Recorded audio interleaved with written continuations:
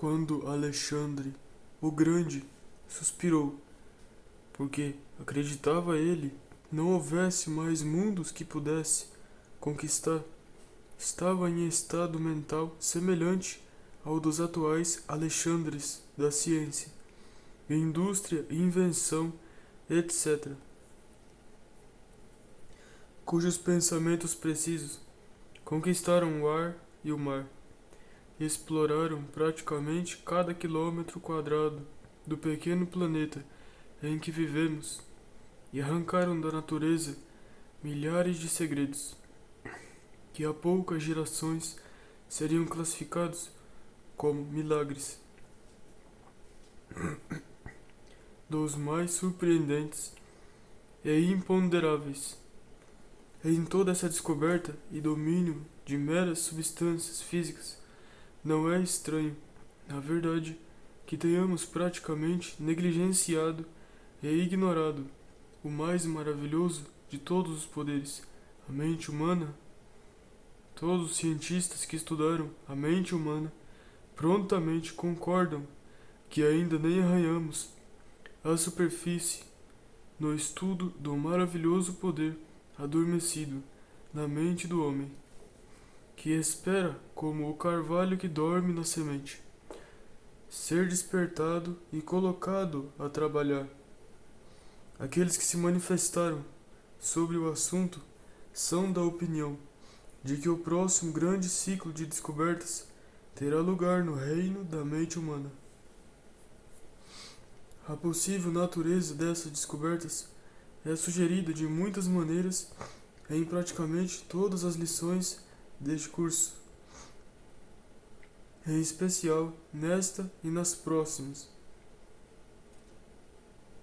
Quando o homem realmente encontra-se no topo da escada do sucesso, ele nunca está sozinho, pois nenhum homem pode escalar até o sucesso genuíno sem levar outros com ele. Se tais sugestões parecem conduzir o aluno dessa filosofia a águas mais profundas do que está acostumado, tenha em mente que ele dispõe do privilégio de parar em qualquer profundidade que deseja até que esteja pronto, graças ao pensamento e estudo, a ir além.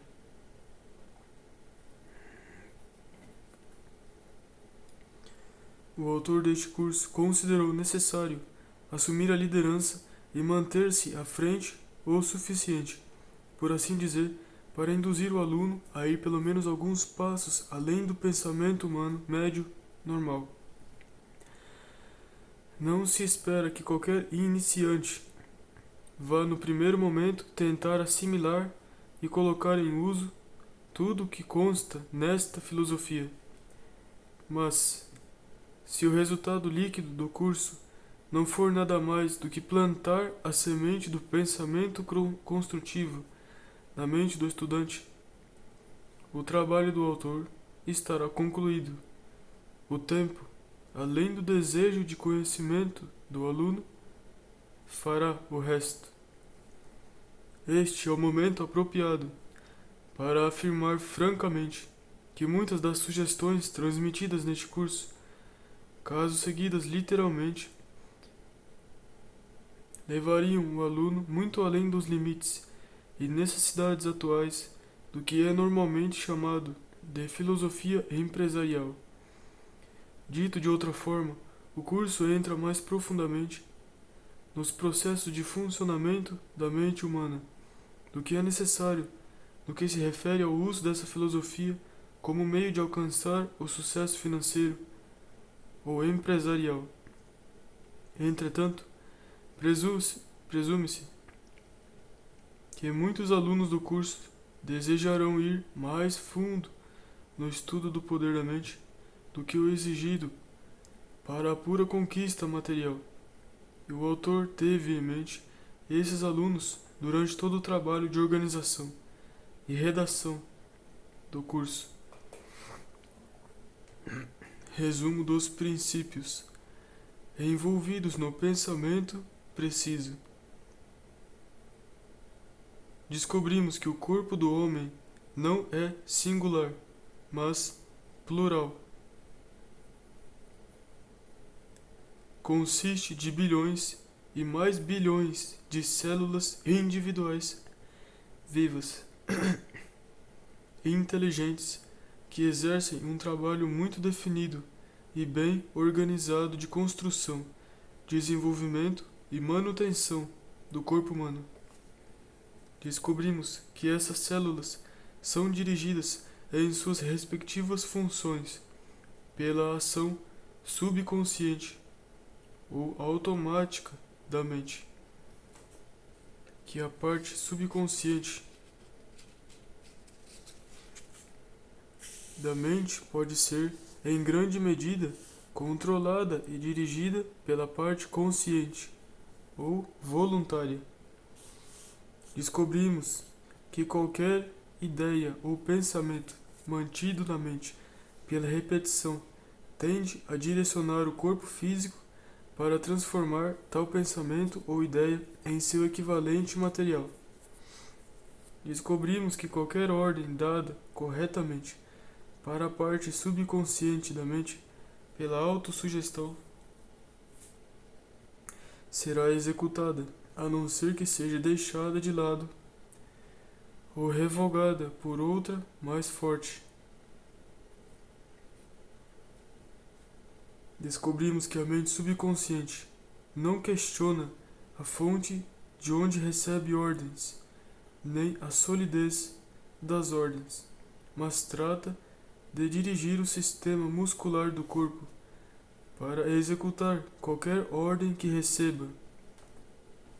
Isso explica a necessidade de vigiar de perto o ambiente de onde recebemos sugestões e pelo qual somos influenciados, sutil e silenciosamente, em ocasiões e de maneiras de que não tomamos conhecimento com a mente consciente.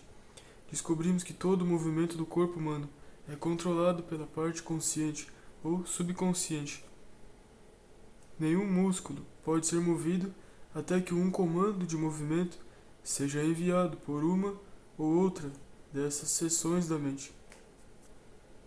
Quando esse princípio é totalmente compreendido, entendemos também que o poderoso efeito de qualquer ideia ou pensamento que criamos pela faculdade da imaginação e mantemos na mente consciente até a parte subconsciente ter tempo de assumir esse pensamento e começar o trabalho de formá-lo, de transformá-lo em sua contraparte material.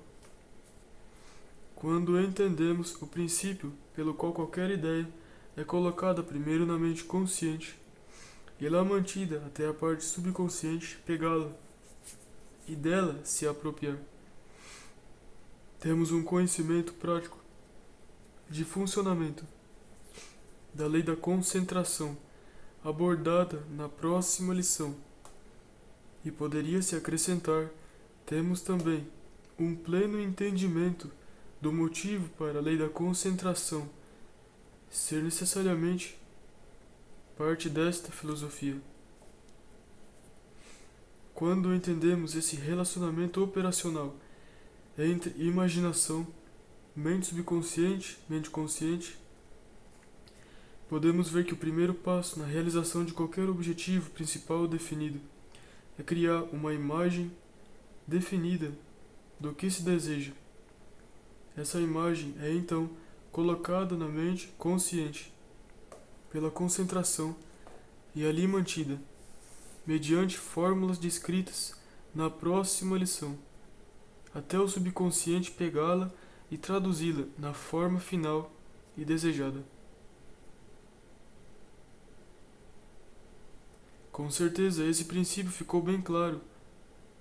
Foi afirmado e reafirmado vezes e mais vezes, não só com a finalidade de descrevê-lo, mas, mais importante, para gravar na mente do aluno o papel que desempenha em toda a realização humana. O valor de adotar uma meta principal. A lição sobre pensamento preciso não apenas descreve o verdadeiro propósito de um objetivo principal definido, como explica em termos simples os princípios pelos quais tal objetivo ou meta pode ser realizado. Inicialmente, criamos o objetivo pela faculdade imaginativa da mente. A seguir, transferimos um esboço desse objetivo para o papel, escrevendo uma declaração exata do objetivo principal definido. Ao se recorrer diariamente à declaração escrita, ideia ou coisa almejada é adotada pela consciente e transmitida ao subconsciente, que por sua vez direciona as energias do corpo para transformar o desejo em uma forma material. Desejo intenso e profundamente enraizado é o ponto de partida de toda realização. Assim como o elétron é a última unidade de matéria discernível para o cientista, o desejo é a semente de todas as realizações, o ponto de partida. Antes do que não há nada, ou pelo menos nada de que tenhamos conhecimento. Um objetivo principal definido, que é apenas outro nome para o desejo. Não seria e não teria sentido, a não ser com base em um objetivo, em um desejo intenso e profundamente arraigado pelo objetivo principal. Muitas pessoas querem muitas coisas, mas esse querer não equivale a um desejo intenso e, portanto, é de pouco ou nenhum valor, a menos que seja cristalizado na forma mais definida de desejo. Homens que dedicaram anos de pesquisa ao assunto acreditam que toda a energia e matéria do universo responde e é controlada pela lei da atração, que faz com que elementos e forças da natureza semelhante se reúnam em torno de determinados polos de atração.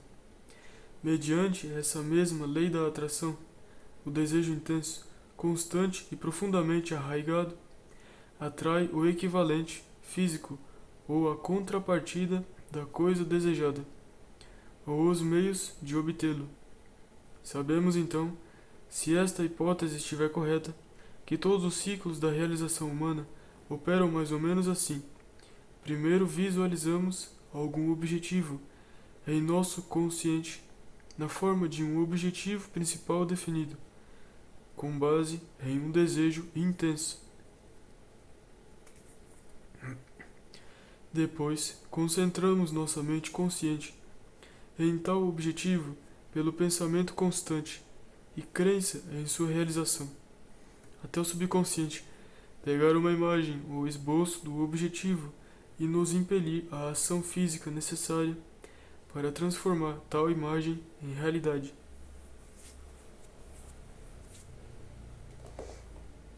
Sugestão e autossugestão. Ao longo desta e de outras lições do curso A Lei do Sucesso, o aluno aprendeu que impressões sensoriais, oriundas do ambiente, declarações ou ações de outras pessoas são chamadas sugestões, enquanto impressões sensoriais que colocamos em nossa própria mente são autossugestões. Todas sugestões vindas de outros ou do ambiente nos influenciam apenas depois que as aceitamos e transmitimos para o subconsciente por autossugestão. Assim, vê-se que a sugestão se torna e deve se tornar autossugestão antes de influenciar a mente de quem a recebe. Dito de outra maneira, ninguém pode influenciar ninguém sem o consentimento da pessoa influenciada, já que a influência ocorre pelo poder de autossugestão. Quando se está acordado, a mente consciente atua como uma sentinela, guardando o subconsciente e rechaçando todas as sugestões vindas de fora que tentam alcançá-lo, até que tenham sido examinadas pelo consciente, aprovadas e aceitas. É assim que a natureza protege o ser humano de intrusos que de outra maneira assumiriam a vontade, o controle de qualquer mente desejada. É um arranjo inteligente. O valor da autossugestão na realização do objetivo principal definido. Um dos maiores usos que se pode dar à autossugestão é ajudar a realizar o objetivo principal definido de vida. O procedimento para fazer isso é muito simples, embora a fórmula exata tenha sido apresentada na lição 2 e citada em muitas outras partes do curso.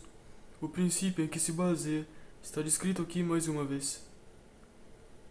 Escreva uma declaração clara e concisa do que pretende atingir, como o objetivo principal definido, colocando e cobrindo um período de, digamos, os próximos 5 anos. Faça pelo menos 2 cópias da declaração, uma para ser colocada onde possa ler várias vezes ao dia, enquanto está no trabalho, e outra para ser colocada no quarto, onde poderá ser lida várias vezes a cada noite, antes de você dormir e logo ao acordar. A influência sugestiva desse procedimento, por mais improvável que pareça, em breve gravará o objetivo principal definido em seu subconsciente.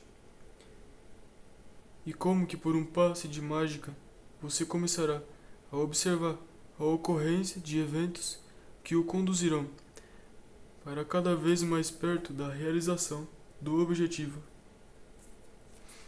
A partir do dia em que chegar a uma decisão definitiva sobre a coisa, condição ou posição exata na vida que deseja profundamente, você vai observar, caso leia livros, jornais e revistas, que notícias importantes e outros dados relativos ao objetivo principal definido começarão a chamar a sua atenção.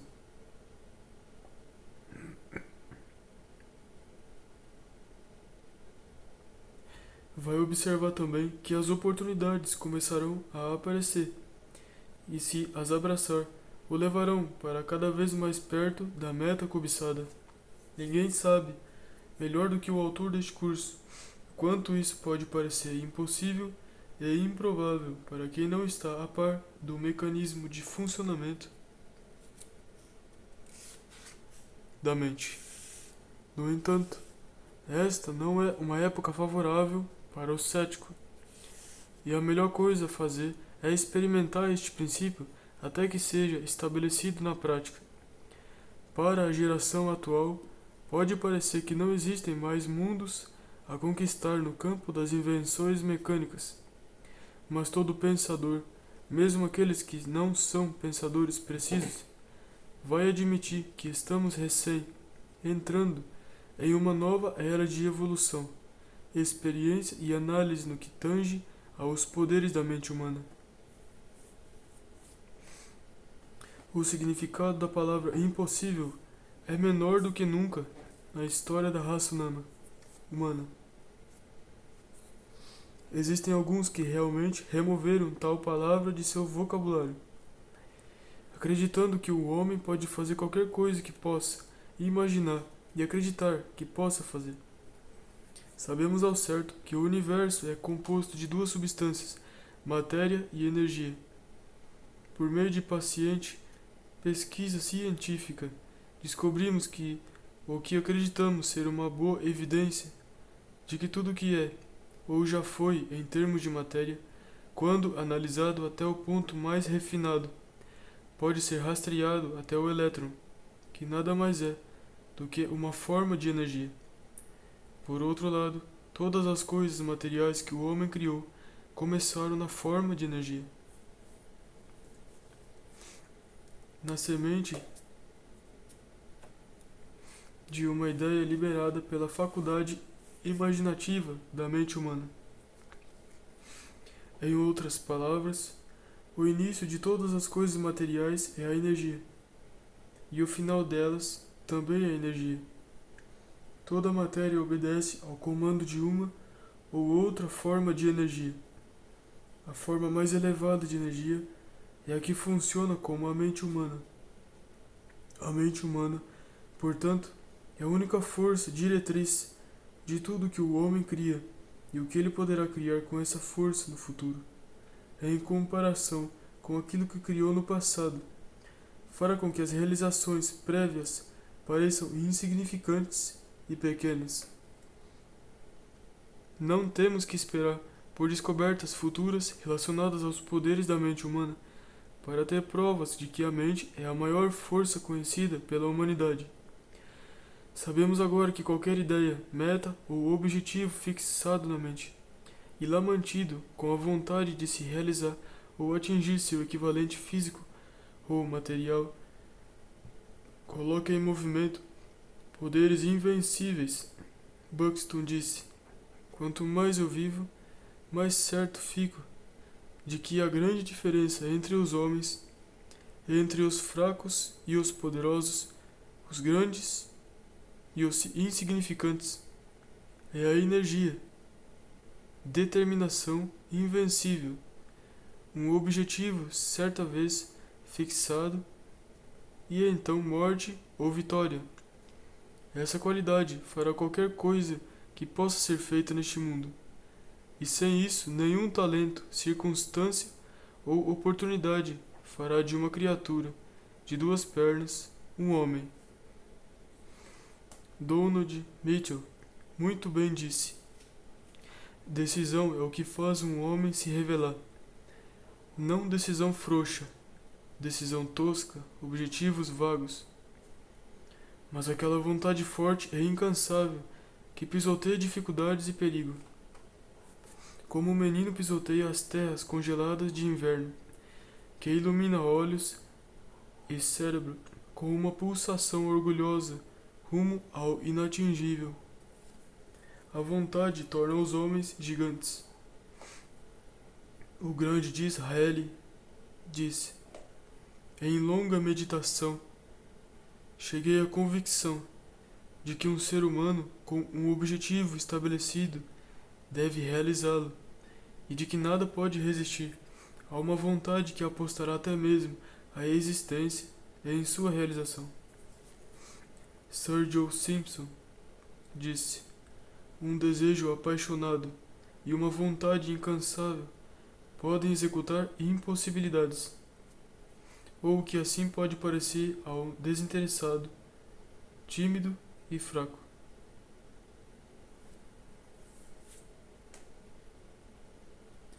John Foster acrescenta seu testemunho dizendo: é maravilhoso como até mesmo os infortúnios da vida parecem curvar-se ao espírito que não se curva a eles e ceder a um desígnio que à primeira vista ameaçam frustrar. Quando um espírito firme e decidido é reconhecido, é curioso ver como o espaço ao redor do homem abre-se e dá terreno para a liberdade. William Wright Jr. acumulou uma enorme fortuna concentrando todos os esforços na fabricação e distribuição do melhor pacote de goma de mascar,